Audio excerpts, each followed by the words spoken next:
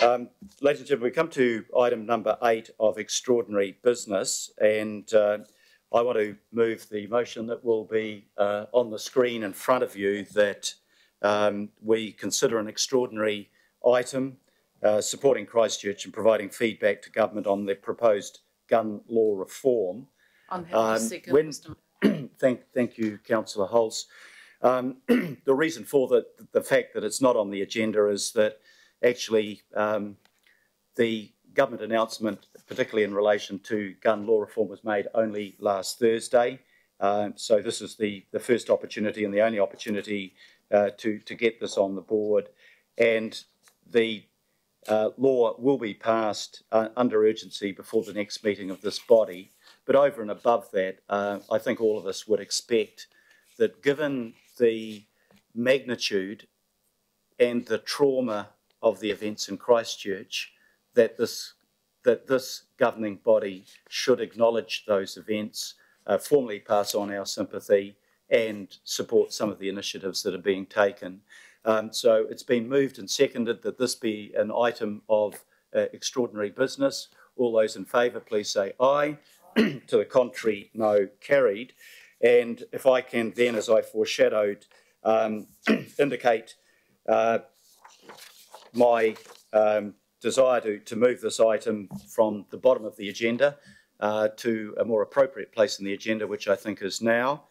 And I'd like to move the formal recommendation that is there. I'll go through it in a minute. Do I have a seconder for that? Councillor Hulse again, thank you very much. I think Friday, now nearly 3 weeks ago, there wouldn't have been a person around this table that did not share with the rest of New Zealand a sense of shock and disbelief that a terrorist attack of this nature and the trauma that it caused, the families of 50 people, some of them children, 3, 4 years old, men and women that, as you read their stories, you understand that they were decent, good people. They were people, in some cases, that came here to escape this very sort of trauma, thinking of New Zealand as a safe haven. And all of us, I think, responded with a sense of grief, of obviously the desire to pass on our sorrow to those that were directly affected, a sense of anger that this could have happened in our country. This is not a country where we have major conflict around people's ethnicity or around their faith, but also a sense of despair, actually, that this could have happened here, that perhaps rather naively in an age of innocence we believed that it would not happen in New Zealand, but it did. I want to say that in the 3 weeks that have passed since then, that sense of despair I felt initially has been replaced with a sense of hope and really actually a sense of pride. I've been immensely proud of the way New Zealanders have responded, and I think I've done about 12 to 15 gatherings around the city, but everywhere I've gone, just to see people reaching out first and foremost to the Muslim community and the victims, the families of the victims, with that absolute sense of solidarity and support and actually beyond that, love. And I use that word love advisedly. We don't use it very often, but in the context of an individual that acted out of sheer hate simply because somebody's faith was different from their own, I think that word love is an appropriate one because, you know, if you look at any of the great faiths, they all teach that love will prevail over hate, and it does, and that good will prevail over evil, and it will. So it's been a remarkable sense of time, and you know, part of our Auckland plan is to be an inclusive society, and you know, as I look around at my colleagues around the table, I don't think that there's anyone here that does not believe fundamentally in a multicultural and a multi-faith society where every individual can practice their faith freely and safely, and every individual is encouraged to be proud of their cultural identity, because that's what we are as Auckland. We are one city, but we are many different peoples. And I just think of, I was at the Avondale Mosque on Sunday, and somebody from, I think it's called Love Avondale, a Pacifica guy got up with his guitar and sang Stand By Me. And the mood and the emotion was really quite tangible in the room.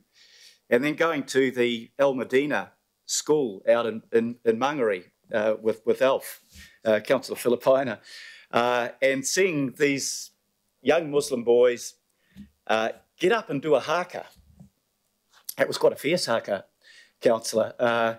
But the subliminal message there is that we are proud of our cultural identity as New Zealanders, but we are just as proud as Muslims from all over the world, and there are many, many different ethnicities there. And I think equally we were proud when we saw the way in which our Prime Minister, you know, gosh, I was at the Ponsonby Mosque and Nikki Kay stood up and actually, I think in a very gracious way, just acknowledged that level of leadership that said to the world, the person that committed these atrocities are not us. Our values are different. And she epitomised that, I think, with her expressions and with her wearing of the hijab. And that beautiful picture of the police constable in Christchurch, you know, body armour, bushmaster, automatic weapon, but wearing a rose and a hijab saying, actually, we are here to support you and we are here to protect you. So I think some really positive things have come. But there is something else that I think, there are a number of things that have to happen. One of them is around a hardcore of people that I would describe as neo-Nazi. I encountered them actually last year when I spoke out against the Canadian alt-right extremists wanting to come here to demean Muslim people. And their ideology is vicious, it's vile, it's what my father and his generation fought against in the Second World War. And, you know, you have to think, and I'm glad we've got a Royal Commission, that we need to be watching these people just as closely as we watch the extremists from any other group. And there is no place for them in New Zealand as far as I'm concerned. But beyond that, I think of people that I know personally and what they put up on Facebook, and they share jokes, and it's what I describe as casual racism. But we actually don't have any place for that in New Zealand either. And I think that, you know, rather than just dismissing them as idiots as we tend to do, actually we've got to call them out and say they are not our values as a nation. We are proud of our nation, which is multicultural. We see diversity as enriching us, not dividing us. We are determined to create in this city and this nation of ours a country where every one of our children can grow up together in a safe, a stable and a harmonious environment. Tomorrow, there is a national commemoration event. I tried hard to get Yusuf Islam to appear at our rally, commonly known as Cat Stevens, but he is appearing in Christchurch. Our occasion will be at Eden Park, starting with prayers at 1:30 and a ceremony sometime after 2. But I can announce here that Dave Dobbin will be appearing, among other performers of waiata and haka and songs. And having heard Dave Dobbin sing Welcome Home at Passchendaele on the 100th anniversary, it will be a moving and an emotional occasion. So I'd encourage councillors, if you can make it tomorrow, to show your support and your solidarity. Can I finish just with the resolution that's in front of you? The first thing, obviously, to mark our support and sorrow and love for the families in the Muslim communities, to reaffirm our belief in an inclusive, peaceful and harmonious society, that to support initiatives that promote multiculturalism and a multi-faith society, and to show zero tolerance. D is a specific clause, and it's to support the removal of military-style semi-automatic weapons from our community and to strengthen gun laws. And again, I'm really pleased to see a cross-party approach to that in Parliament. People putting aside their political differences and say the gun lobby has had too much say for too long, and there is no place in our community for weapons designed to kill people and to kill them quickly and in large numbers. Without MSSAs, the scale of this tragedy would have been hugely smaller. And finally, to request me to send a letter on behalf of all of us backing up those resolutions. Can I just mention I've had foreshadowed by Councillor Newman an amendment to talk about buyback. That is implicit in what the government has announced. There will be a buyback. That's how the weapons will be removed. And that will cost, I think they've estimated, maybe over $100 million, but it's there. So thank you for your resolution, Councillor, but if you can take that as implicit in what the government has announced, well, explicit actually in what the government has announced, I'd appreciate that very much.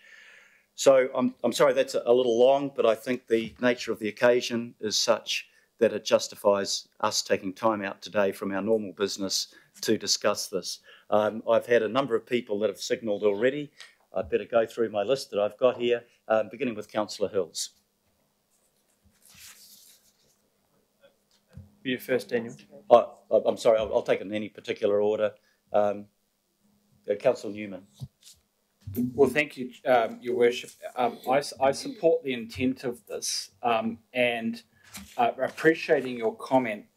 The reason why I think that we should be explicit on the issue of the buyback is that the buyback is going to be controversial because banning the importation of military-style semi-automatic and other semi-automatic weapons is one thing, but there are a lot of those weapons already in our community, and I would imagine that the ban will be supported, the buyback will be more controversial, and there will be some people in the community who I suspect would even want to go further, and that is registration of individual firearms.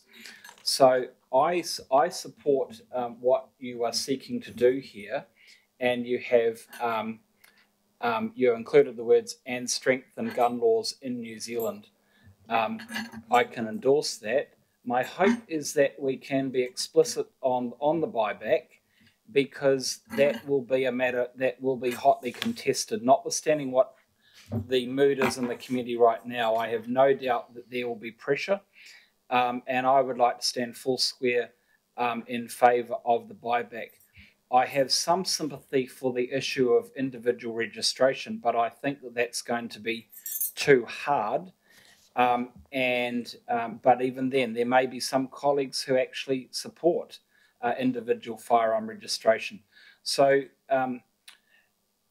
Your Worship, I wonder actually, maybe as an alternate on D, you could reflect or codify that there will be support the removal. Note that this would include the buyback, notwithstanding the cost of it. I'm not going to go as far as to request individual firearm registration, but I'm sure that there'll be some who will like the idea and may wish to speak to that too. So I'll be voting for this, but I wondered if you could just maybe make that a little bit more explicit on D. Okay. Thank you. If I can just respond to that very quickly, because I'd really like this resolution to be unanimous, and I'm sure you feel the same way, Councillor.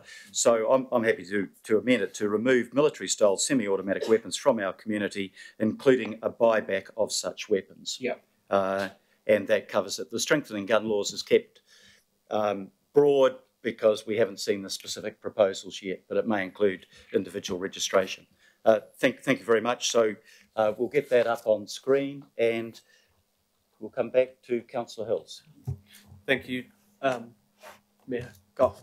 Yeah, just first of all, obviously strong thoughts and condolences still with our Muslim community, and especially those families affected directly by the horror we saw, strangely enough, only 13 days ago, Mayor Gough. So not 3 weeks, not even 2 weeks yet. Just feels like so much has passed. It feels like 3 weeks. Feels like a very long 2 weeks.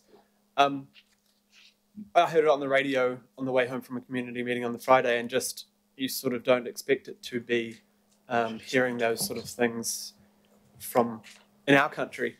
And but talking, unfortunately, to our Muslim community over the last 2 weeks, many of them have said they were acutely aware this was coming or could come at any time because of much of the hate they see online and much of the sort of aggressive behaviour many of them feel in our communities that we obviously don't take seriously enough. I mean, many of us do, but obviously we brush it off a bit too much.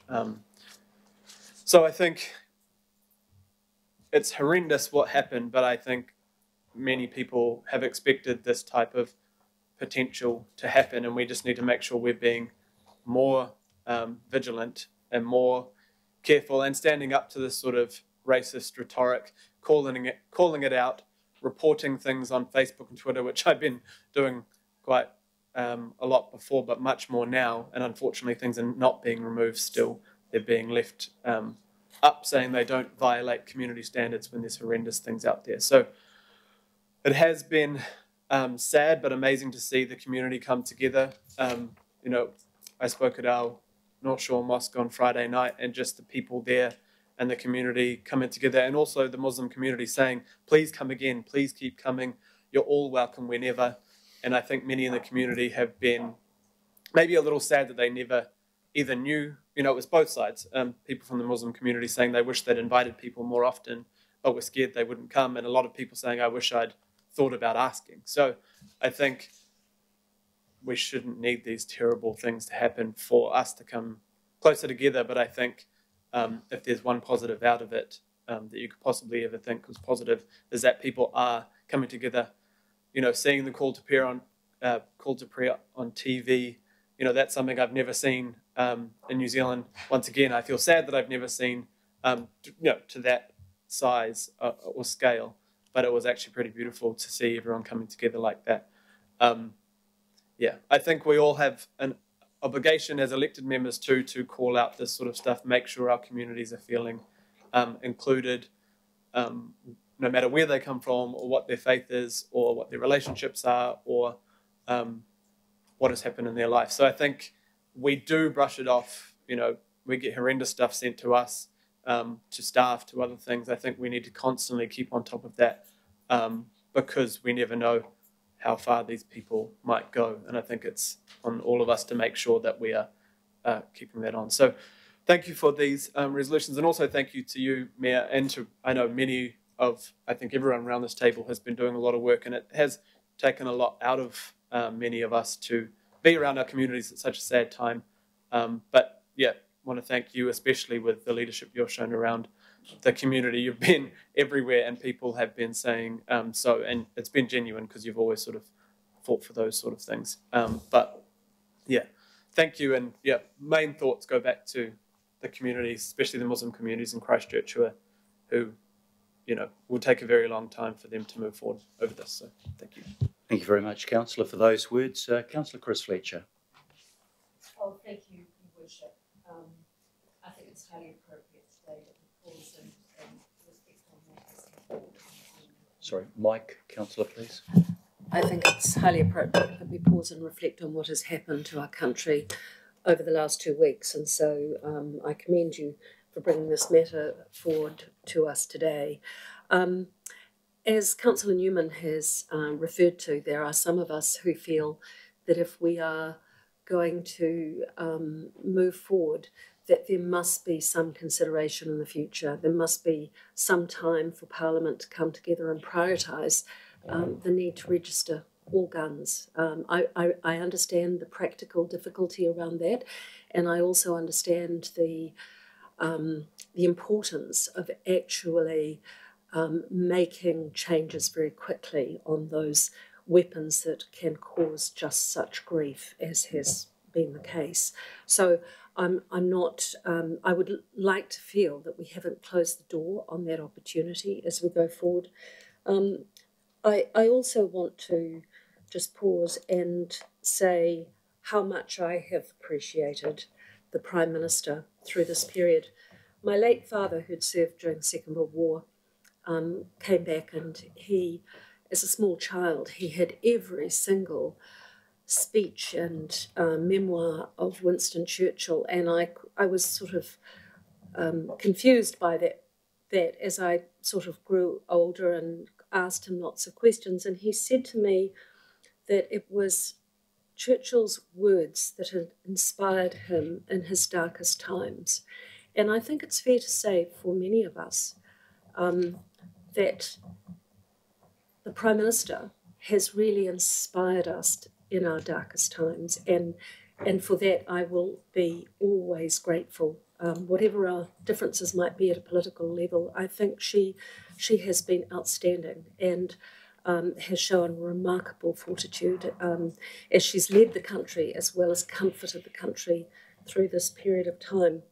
I would also like to acknowledge, and I wonder whether in the interests of trying to get support from everyone, but the Mayor, Leanne Dalziel, I also believe has been outstanding for you never anticipate that these events are going to happen, and the way in which she led her council and the support and cooperation and the collaboration that took place, I just wonder whether we should acknowledge the Mayor, Leanne Dalziel, and the people of Christchurch in some way, that the support we can show them and the gratitude for their response, in addition to all of the many first responders, the staff and volunteers and others. But I just wonder whether you would consider actually incorporating that into the resolutions that are before us. Thank you very much, Councillor. Councillor Chris Darby. Thanks, Mayor. And Mayor, I note the first motion there. Sorry, thank you. With the mic. Mayor, I note your first motion is the most important motion before us. And I think every councillor, mayor, of course, extend my heartfelt sympathy to the families that have to deal with the result of the 15th of March and all their friends and the thousands affected by this, and they go well beyond our shores. And particularly to the brothers and sisters of Islam. 50 beautiful people killed, as pointed out there. It's never, ever before. And the thing was, they were quietly practicing their faith, quietly practicing your faith, praying, meditating, and to be exterminated like that, extinguished by violence we've never, ever witnessed before. I guess, Mayor, there is work to do as a nation. I don't guess, actually. I know there's a lot of work to do in this nation and in our city, and it goes well beyond gun laws. And while the gun laws are a very important first response, I would suggest that addressing true inclusion in our society right across Aotearoa is going to take a lot more work. And I'm sure the government has that in mind. If we are going to embed a multi-faith society in this country. And in some ways, this attack is a manifestation of the rejection of our multi-faith diversity. Because this, at its seed, is about faith. And we have to be careful that we don't add in a lot of other areas of diversity to weaken the key point that this is about multi-faith diversity. And we talk about inclusiveness, but I'm not sure we're necessarily doing it. In fact, I know very well that we're not doing it.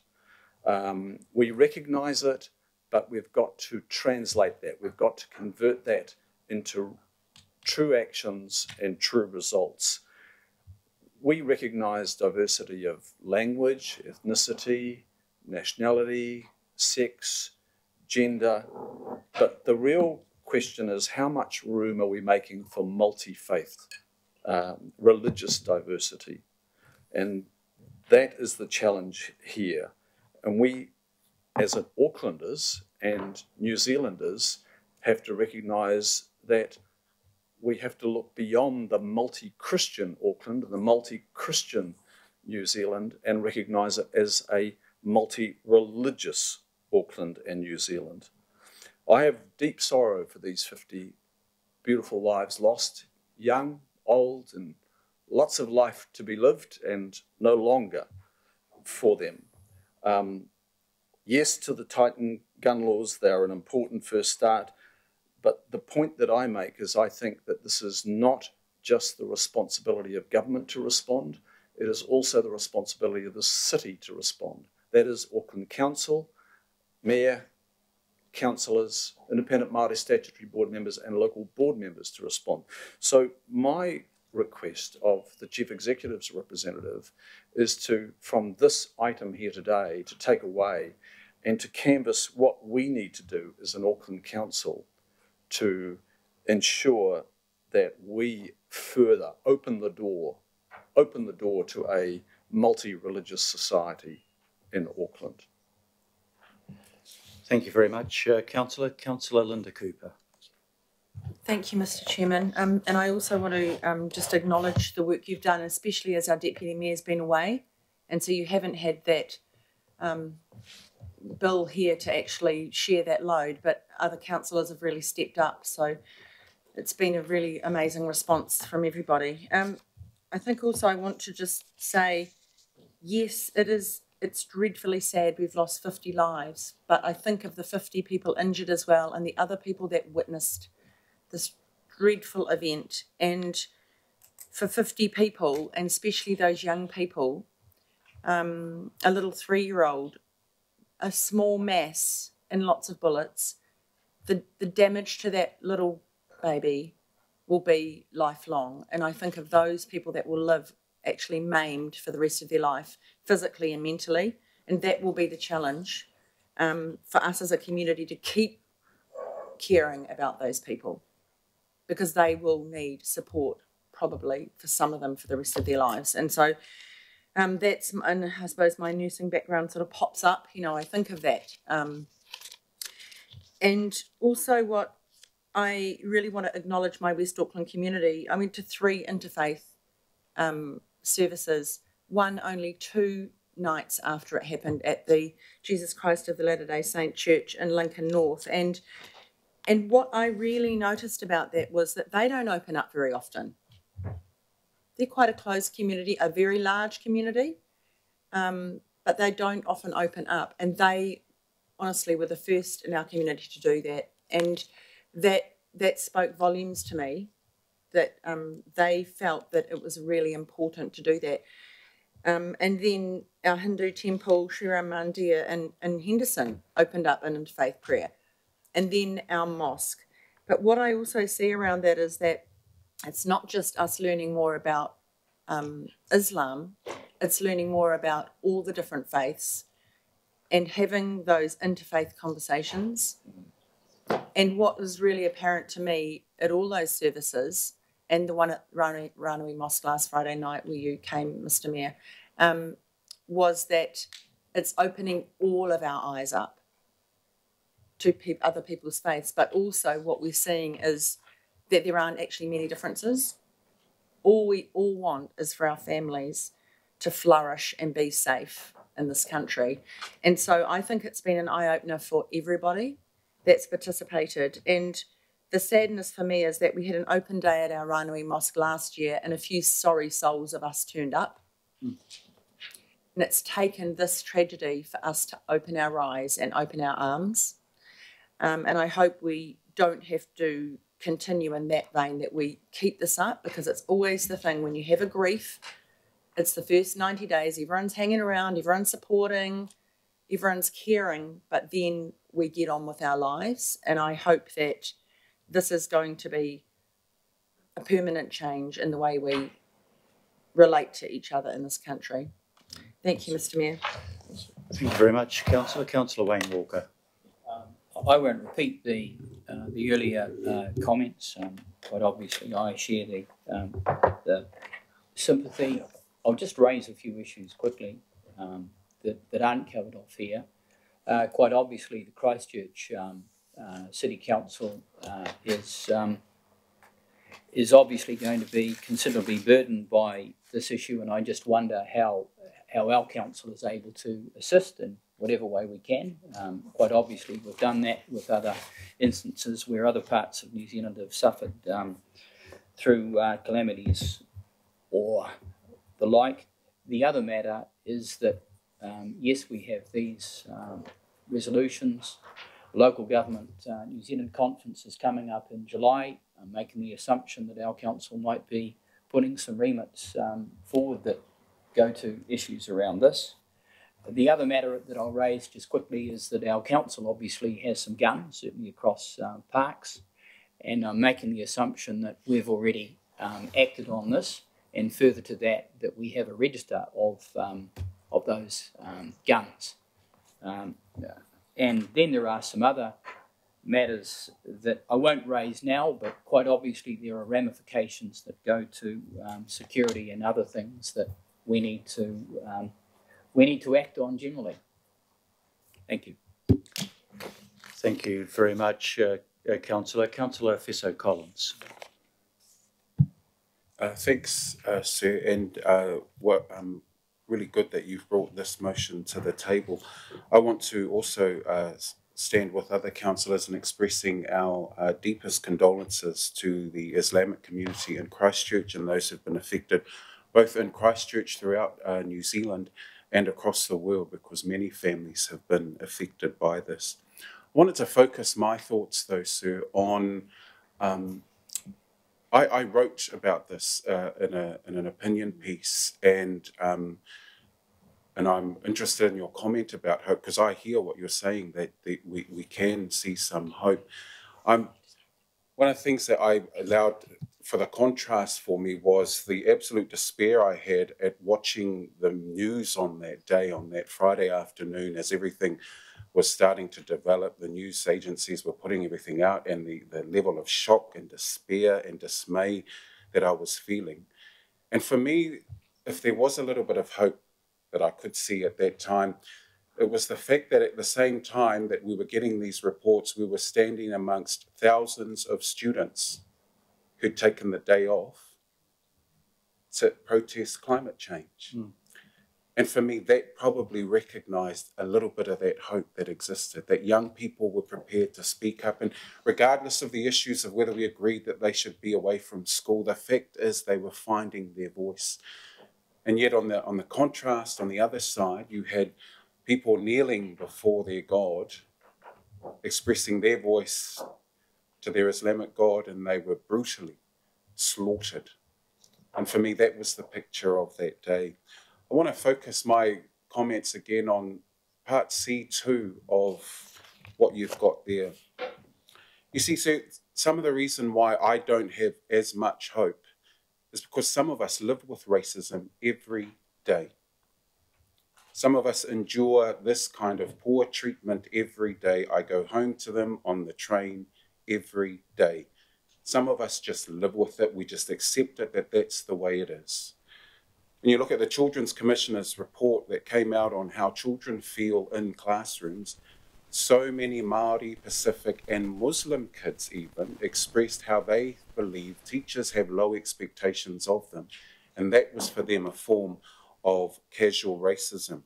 The Human Rights Commission released a report on New Zealand's racism only 4 years ago, and again it was alerted and highlighted there. And we go way back to the Native Schools Act of 1867, where Māori was banned, that schools were only allowed to instruct in English. And even today, look at what society says. Look at all the polls you get on the AM show, the breakfast show, when people are trying to encourage more Māori speaking in our schools. And in the main, New Zealanders come back and are aghast at the idea. You see, sir, some of us live with racism every day. Our own regulatory bylaw feedback says that if you are tall, brown, male, and wear a hoodie, Auckland is scared of you. That's me. The point I'm trying to make is this is a brutally racist act. And if we're going to create the conditions for a tolerant and caring, compassionate and inclusive society, then we must confront the racism that exists in this country, in this city, head on. Yes, tighten the gun laws. Yes, let's do our best to get a register. Those things are important. But if our drive is to prevent this from ever happening again, we must create the conditions for an inclusive society. And so is with those sentiments that I'm hopeful for an ecumenical gathering of Aucklanders, one that is interfaith, that's been talked about today, but one that learns to accept that we are different and that we can respect that difference. Thank you. Thank you very much, Councillor and Councillors, not only for your contributions today, but looking around the table, I've seen so many of you at so many of the functions, and I'd be remiss if I did not mention the Chinese community, because on the Friday night that this awful event happened, I spoke at a meeting of the Teochew people who were gathering in Auckland to have an international meeting, and I explained why I was late at that meeting.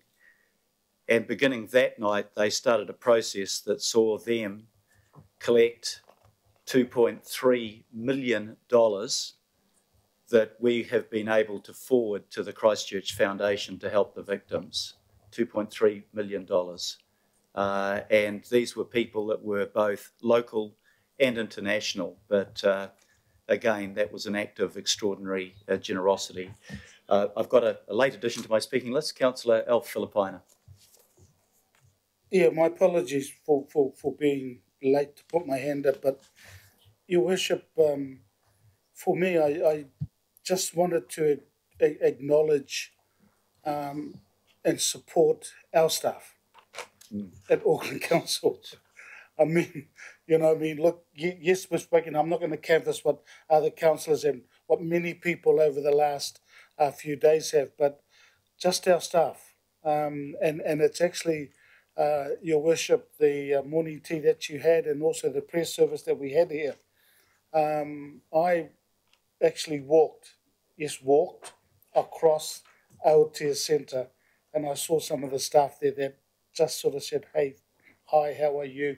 Just that. So I just employ our people around this table, but in this room, to do that, just to sort of say hi, not only to our Muslim staff, but I think to everybody. So that's my little sixpence, Your Worship.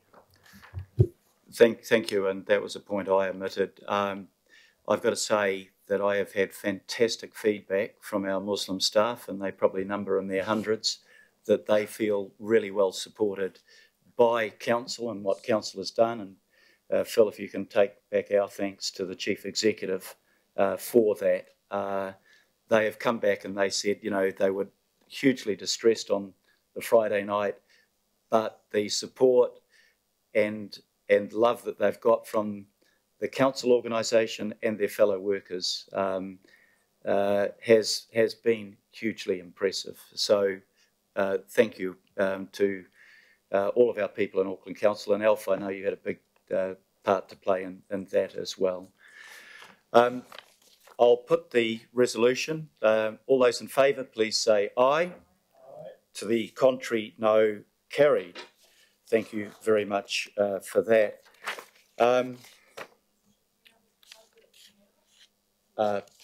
Yeah, I'm happy to note that was passed unanimously, and I thank every councillor for their support in that respect. Councillors, we come to item number 9, which is the update on the response of Auckland Transport to the recommendations of the Governance Framework Review. My office has had a number of approaches from councillors to say that, well, they like aspects of what's in this paper, that councillors have not had the chance to workshop this, and they would appreciate the chance to workshop that. I think there's 4 councillors that have approached my office. So I'm going to suggest that rather than move this item now, that we defer the item pending a workshop to enable us to have direct communication with AT and our council officers. So you're happy to support? I don't know whether we need to move and second it, do we? And well, we can. I'll move, and it's seconded by Councillor Simpson. Councillor Walker? Just want to raise a related issue, and yes, I'm totally supportive of the protocols with Auckland Transport. Equally, we need to have a set of protocols with all the other council-controlled organisations. And the issue that I've raised with Phil is if we can expedite that so that instead of dealing with Auckland Transport and then having a process that could amount to quite some months dealing with the others, that we actually pull it together. Because if you have a look at the protocols, essentially they're principles and they could apply equally to any of the other CCOs. And I guess in that respect, the question I would ask is, what's the difference? So by all means, yes, let's have a workshop that goes to Auckland Transport, but if we can consider it more broadly, that'd be great. Thank you, Councillor. I think that's a fair point, and I think that we could address that in the workshop, and maybe we can expand it beyond simply Auckland Transport. Okay, it's been moved and seconded for the deferral of this item. All those in favour?